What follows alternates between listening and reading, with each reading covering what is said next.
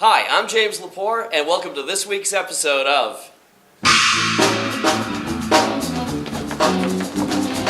What's the buzz? Tell me what's happening. What's the buzz? Tell me what's happening. What's the buzz? Tell me what's happening. What's the buzz? Tell me what's happening. What's the buzz? Tell me what's happening. What's the buzz? Tell me what's happening. Why should you want to know?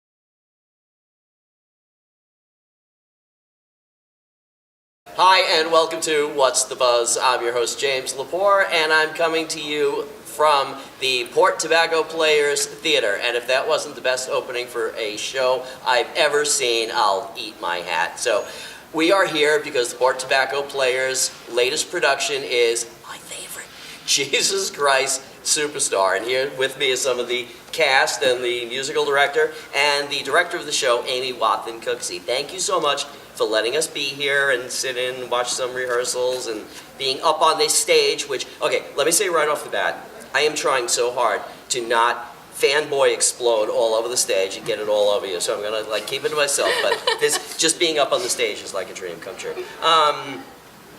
Tell me about this production. I mean, people have seen the movie 100 times, have seen productions all over the world. What have you done, or you all done, to make this production just a little bit different than every other one?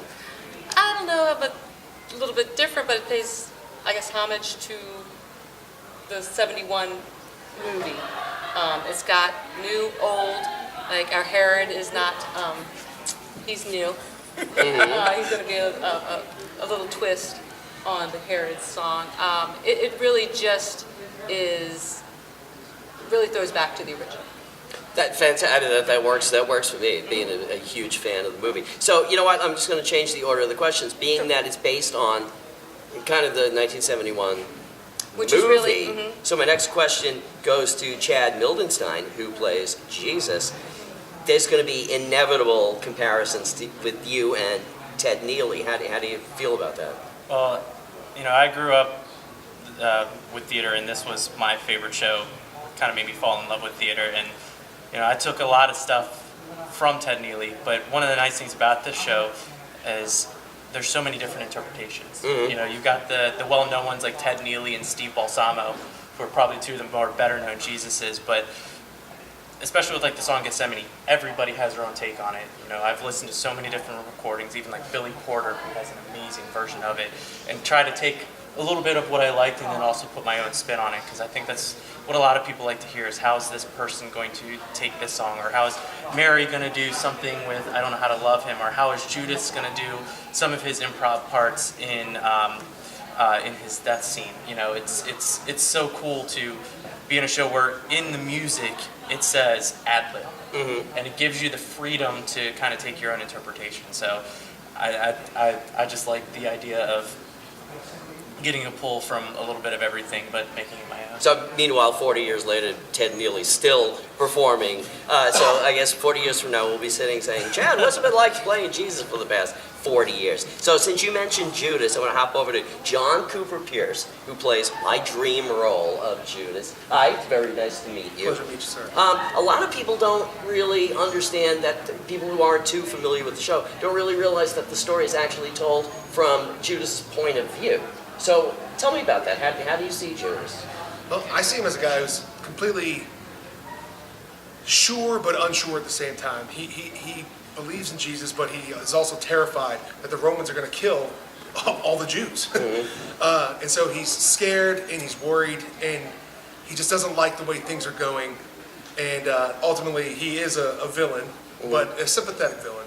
And that's pretty much my take. Speaking of Romans, I mean, I go over here to Greg Rumpf, who plays Pontius Pilate. Great role.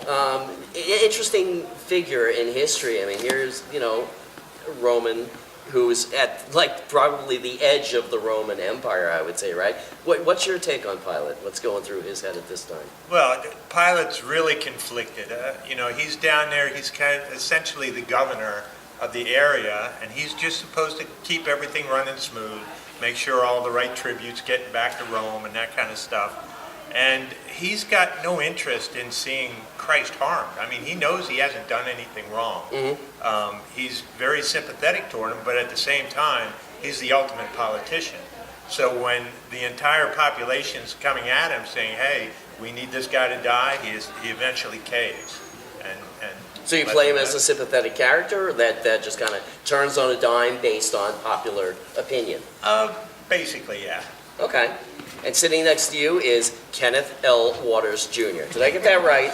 Yes, you did. And you play King Herod, don't you? Which Yes, is I kind of more one of the more comical.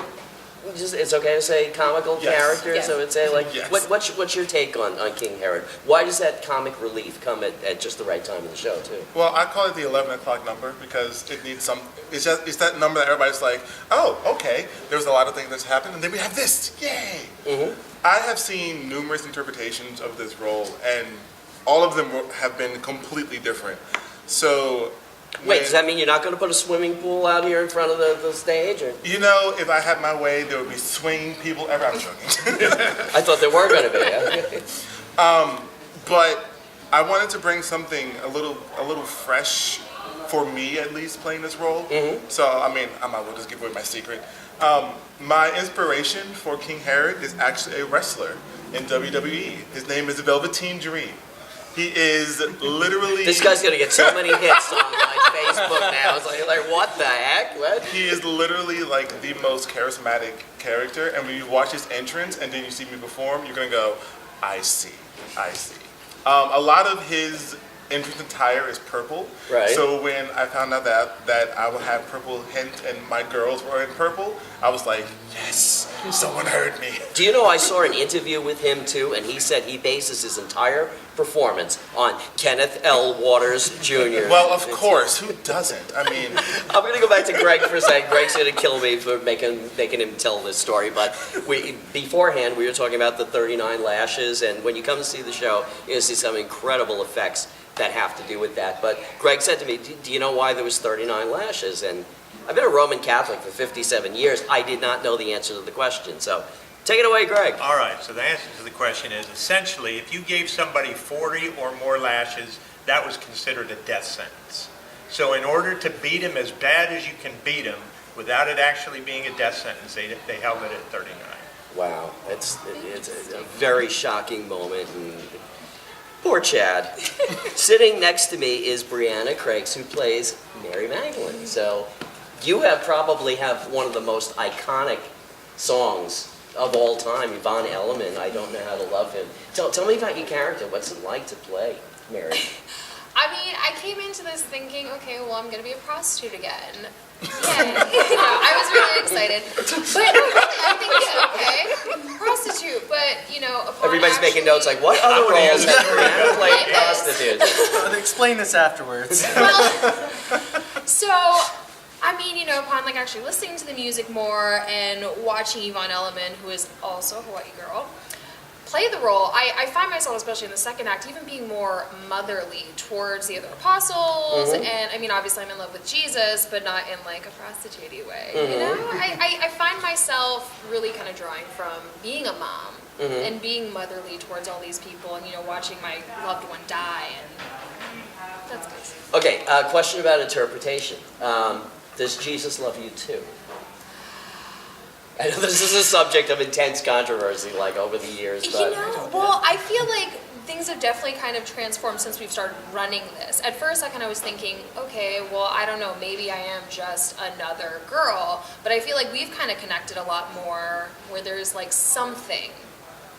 I think we portray something there. I'm not just another girl. Chad, throw in your opinion here, please. I mean, being in the position where you get to play Jesus... It's more so... The way I look at it is there's something there. Now, Jesus loves everyone, essentially, but he definitely sees. I think a lot of it is that he sees a change in Mary.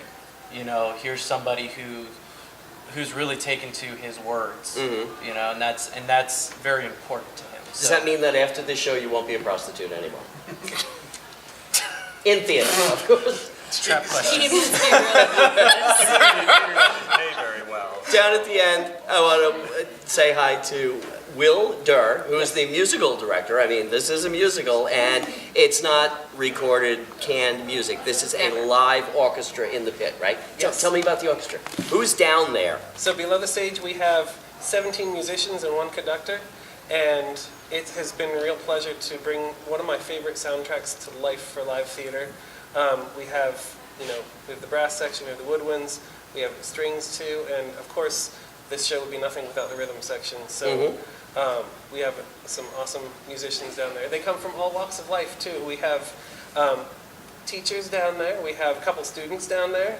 We have professionals down there who are doing, playing music as a hobby.